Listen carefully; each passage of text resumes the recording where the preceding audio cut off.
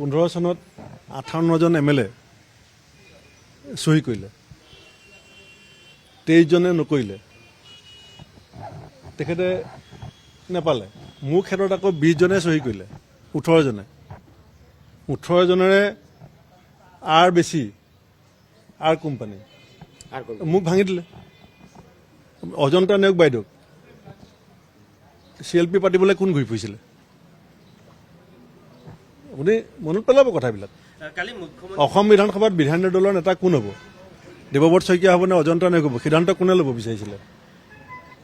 APCC president কোন হ'ব? সিদ্ধান্ত কোনে ল'ব বিচাৰে? এতিয়া দুলীয়াজানৰ টিকেট কোনে পাব? নাওবৈচাৰ টিকেট কোনে পাব? আপোনাৰ মই উদাহৰণস্বৰূপে কৈছোঁ। আপুনি চাব, উজনি অসমত এতিয়া মাজুলী টিকেট কোনে পাব? মাজুলী টিকেটৰ সিদ্ধান্ত ল'ব। APCC, সেই APCCত মই আছিলোঁ নেকি?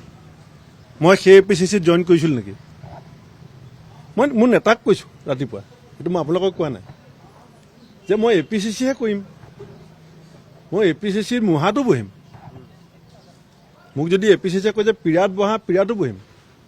মই APCC আৰ নকৰোঁ।